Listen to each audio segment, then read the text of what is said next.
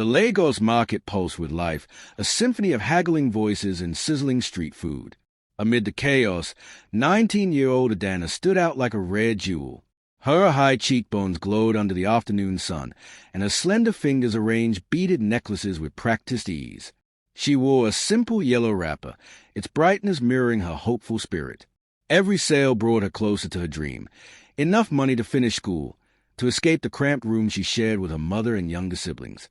Across the square, Richard Langley moved slowly, his polished cane tapping against the uneven ground. At 80, his once imposing frame had softened with age, but his sharp blue eyes still missed nothing. The retired billionaire had come to Nigeria on a whim, seeking distraction from the emptiness of his Manhattan penthouse. The doctors had warned him to avoid stress, but what was left to stress about? His fortune was made, his children distant, his wife long gone. A glint of gold caught his eye, Adana's stole. He approached, drawn by the intricate craftsmanship of her jewelry. "Did you make these?" he asked, his voice gravelly but warm. Adana looked up, startled. Foreigners rarely stopped at her stall. "Yes, sir," she replied, her English careful but fluent. "Each bead is placed by hand." Their conversation unfolded like an unexpected gift. Richard marveled at her wit, how she laughed at his dry jokes but countered with sharp observations about the market's rhythms. Adana, in turn, found herself mesmerized by the way he listened, as if her words mattered.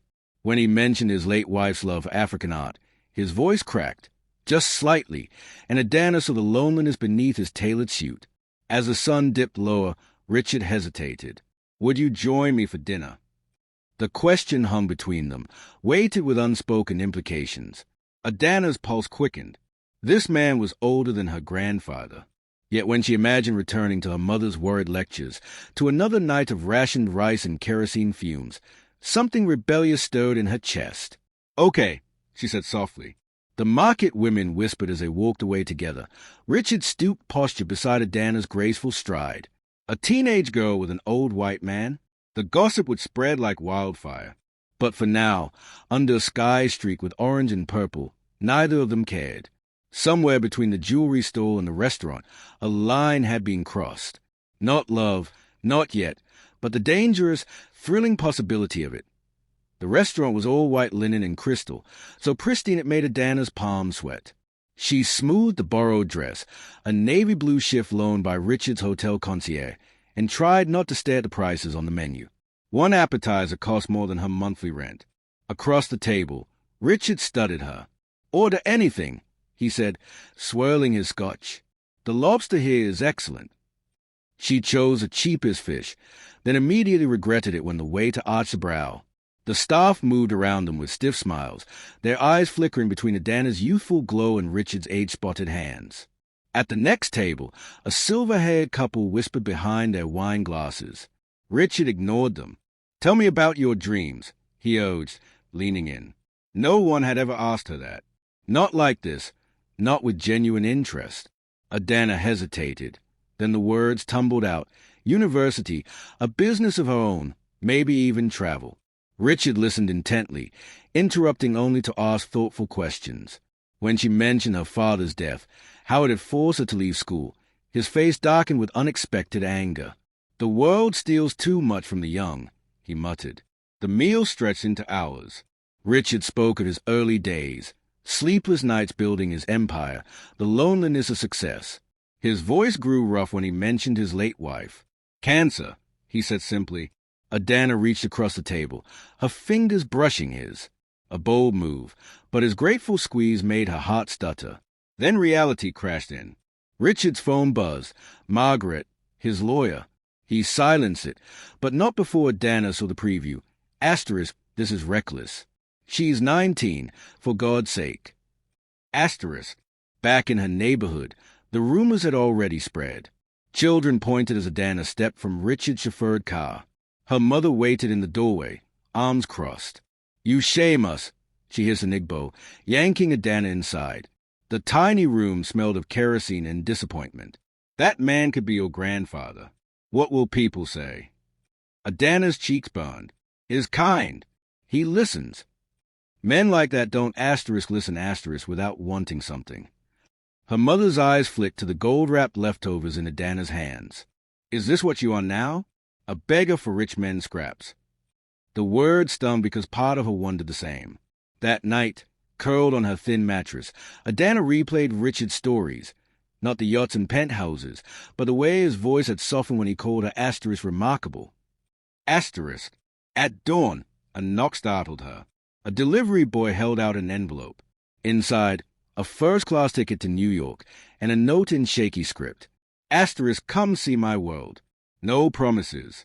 No regrets. Asterisk. Her mother's warning echoed in her skull. But as Adana traced the embossed airline logo, something dangerous and hopeful unfurled in her chest.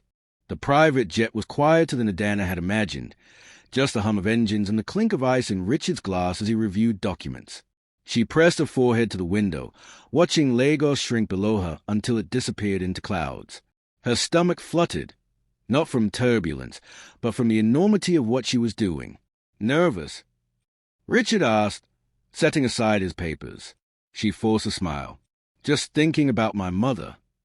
His expression darkened, and she quickly added, "Not that I regret coming." He reached across the aisle, his cool, papery fingers covering hers. "You'll call her when we land. I'll make sure she knows you're safe." Asterisk safe to asterisk, the word settled over her like a weighted blanket. But New York was not safety. It was a shock of noise and light, of doormen in crisp uniforms and elevators that soared into the sky. Richard's penthouse was all sharp edges and cold marble, the kind of place where Dan was afraid to touch anything. A housekeeper, older, with a pinched mouth, showed her to a guest room larger than her entire home in Lagos. The bed was piled with shopping bags, silk dresses, delicate heels, a pearl-studded clutch. "Mr. Langley thought you might need these," the housekeeper said, her tone implying asterisk you'll never belong in them. Asterisk. That night, at a dinner party Richard insisted she attend, Adana learned the truth of her new world. The women, polished and perfumed, asked polite questions about her village while their eyes slid over her like she was an exotic pet. One, a redhead in a dress that cost more than a car, leaned in with a smile like a knife. "Richard's always had asterisk interesting asterisk taste," she murmured, just loud enough for Adana to hear. Richard, deep in conversation with a colleague, didn't notice. Adana's cheeks burned, but she kept her chin up. She had survived market hagglers and hungry nights. She wouldn't buckle under the gaze of bored socialites. Later, as they stood on the penthouse balcony overlooking the city, Richard sighed. "You were magnificent tonight." "They hate me," Adana said bluntly. "They are jealous." He cupped her face, his thumb brushing her cheekbone. "You have something they'll never understand. Light." She wanted to believe him. But when she woke the next morning to a news alert, asterisk Billionaire's teen bride. Inside Richard Langley's controversial new romance asterisk, her stomach dropped. The article featured a photo of them at the party, her in the emerald gown he'd chosen, his hand possessive on her waist. The comments were worse, asterisk gold digger. Sugar daddy. How much did he pay her family? Asterisk. Richard dismissed it with a wave. They'll find something else to gossip about next week. But as Adana scrolled, her finger hovered over a DM from a Nigerian journalist. Asterisk, does your mother know you're selling yourself to an old man? Asterisk. For the first time, she wondered if her mother had been right. Then Richard entered the room, holding 2 tickets to Paris. "Let's give them something asterisk real asterisk to talk about," he said with a wink. And just like that, the doubt receded, replaced by the dizzying thrill of his world and the terrifying realization that she might never want to leave it. Paris should have been a dream. The cobblestone streets, the gilded bridges over the Seine, the way the Eiffel Tower glittered at midnight. It was everything Adana had imagined wealth could offer. But Richard's cough worsened with each passing day, a dry, rattling sound that interrupted their dinners and left him gasping in hotel suites while she hovered uselessly nearby. "It's nothing," he insisted, waving away the doctors who arrived discreetly with their leather bags and grave expressions. He refused hospitals, refused to slow down. "I didn't bring you here to watch me wither," he said, pressing a velvet box into her hand. Inside, a diamond bracelet glinted, cold and heavy. Adana fastened it around her wrist, the weight unfamiliar. She thought of her mother's warnings, of the online comments dissecting her life. Asterisk, how much is she worth per year? Asterisk, one had asked. Now, standing in their suite's marble bathroom, she studied her reflection, the designer clothes, the flawless makeup, the jewelry that could feed her family for a decade. The girl from Lagos was disappearing beneath all that glitter. At breakfast, Richard slid a folded newspaper toward her. A gossip column circled in red. Asterisk, Langley's trophy bride, spotted shopping while he battles illness. Asterisk, they are vultures, he muttered. Adana said nothing. The truth was, she had gone shopping, because Richard's assistant had insisted, because she had nothing else to do while he slept. Now, shame curdled in her stomach. That night, she found him hunched over his will, documents spread across the bed.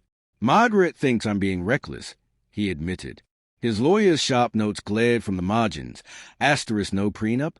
She inherits everything. Asterisk. Adana's breath caught. You don't have to. I know. He looked up, his blue eyes clouded but intent. But I want to. The unspoken words hung between them. Asterisk, because I won't be here long. Asterisk. She fled to the balcony, the Parisian wind biting her cheeks. Below, the city pulsed with life, lovers kissing on bridges, students laughing over wine. A world that would keep turning, with or without Richard, with or without her. His arms encircled her from behind, his chin resting on her head. I'd do it all again, he murmured. And that was the cruelest part. She believed him. When the phone rang at 3 a.m., Adana knew before she answered. The doctor's voice was calm, rehearsed. Asterisk, come now. Asterisk. In the sterile hospital room, Richard's breathing was shallow, his skin translucent under the fluorescent lights. His children, two strangers in tailor black, glared at her from the corner, but Richard only reached for her hand, his grip surprisingly strong. Don't let them make you small, he whispered. Then, silence. The monitor's flat line screeched. The children surged forward, and Adana stood frozen, the diamond bracelet cutting into her wrist like a shackle. Outside, dawn broke over Paris. Somewhere, a street musician began to play.